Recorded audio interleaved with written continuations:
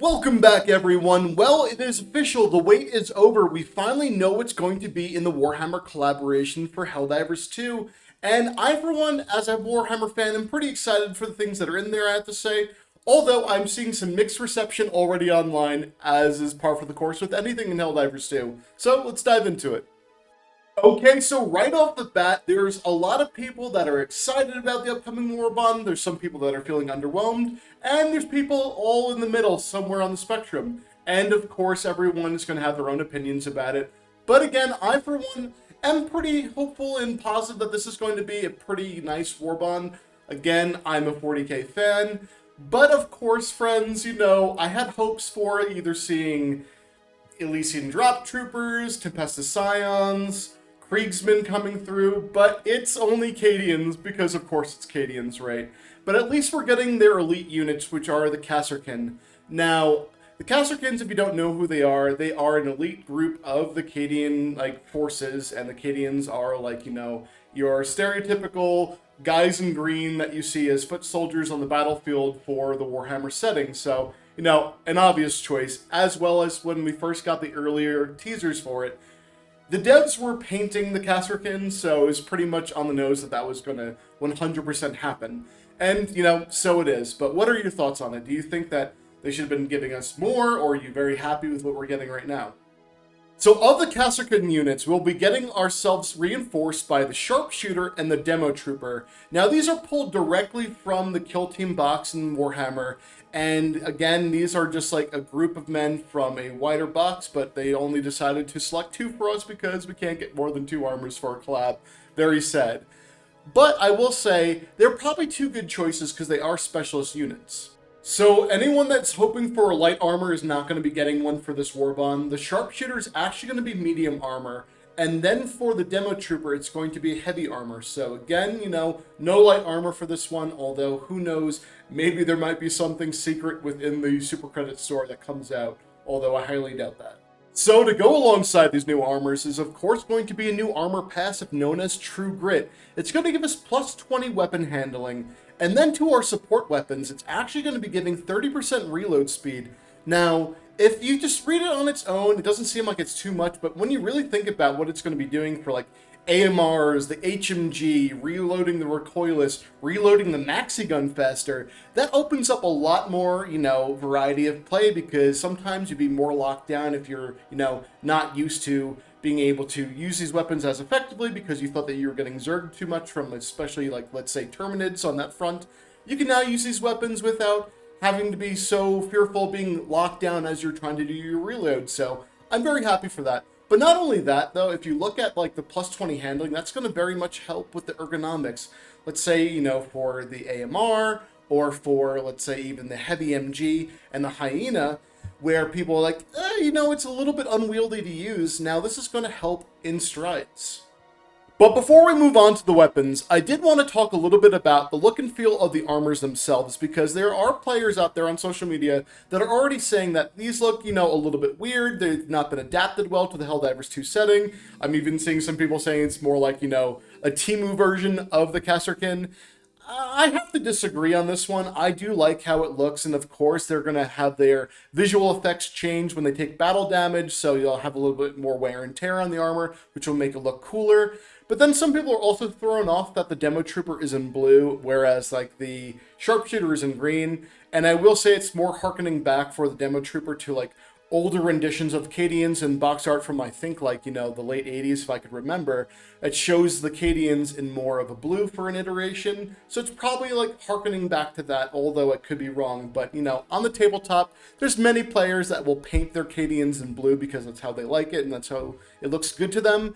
So I'm not mad about it. And again, I think that the armor looks pretty sweet, but you give me your thoughts on it. What do you think? Do you think that they hit the mark with this one, or do you think that it's a poor adaptation? Okay, then let's move on to the weapons, starting off first with the new Hotshot Marksman Rifle. And yes, my friends, this is a las gun.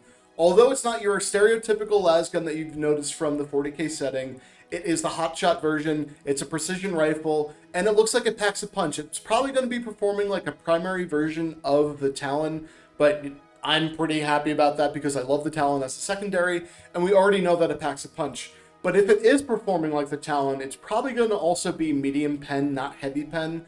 Although we do see in the trailer, it's shooting through multiple enemies, just kind of, taking out a line of voteless with one shot.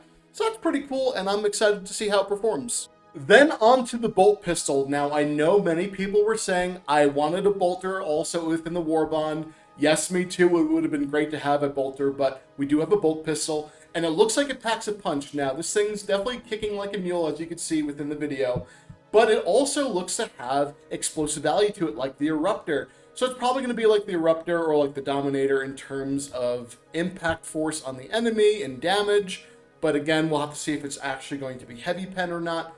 Here's the hoping that it actually is. But it is just destroying the carapace of the Terminids that it shoots. So we'll probably see how well this thing performs. I'm going to be using it a lot, most likely on the battlefield. Then moving on to our stratagems. Now, I know that there's some of you that are a little bit let down that we didn't get like a chainsword or a different weapon. They're thinking, well, why land on the melta-gun?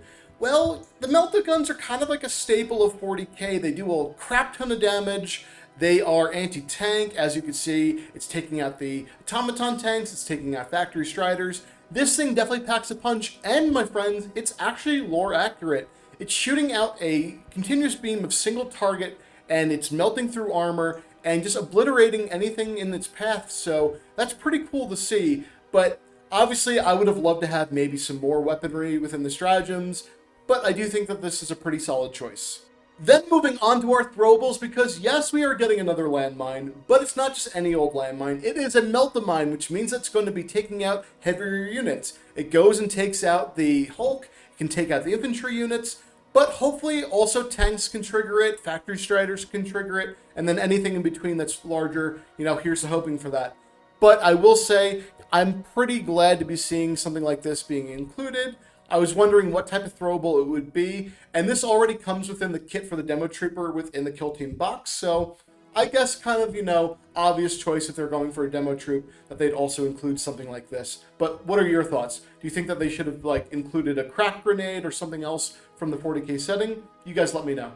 And then, of course, we're going to be getting new capes, new armor patterns, and also a new player card. For the armor patterns and the capes, they're kind of like whatever for me, not as impressive, more of like military standard issue.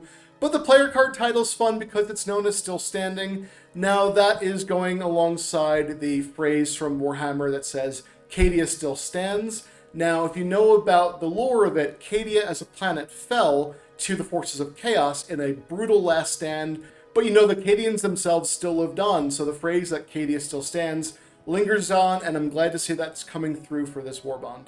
Okay, now, I'm past glazing for this, and I will say I do have something to nitpick about for this warbond, because it irks me a bit that the Kasrkin do not have their iconic backpacks to go alongside with their hotshot marksman rifle. Now, obviously, I understand that they didn't want to include the backpacks because we already get, support backpacks, things like that, and they're like, well, if we throw this on the armor, it's going to look really weird probably with the support backpacks, and it might restrict some gameplay, so let's not do it. I can understand that, although it is kind of mind-boggling and breaking for me to see these two units not having a backpack on them, because I'm so used to painting these figures on the tabletop and putting those little backpacks on them. That is my little nitpick, and I'm sure other people are going to be annoyed by it if you are, really into the setting as well. But whatever, it could be nothing for the rest of you. But those are my thoughts on the warbond, but let me know what you guys think. Would you change things? Would you want things added? Obviously, as many of you are, as myself, I'm a little bit let down that other types of units aren't in this game and that it's just Kasrkin. But hey, overall, I think it's a pretty cool collaborative warbond. Okay, that's all I have for you today. As always, thanks again. I'll see you in the next video. Take care.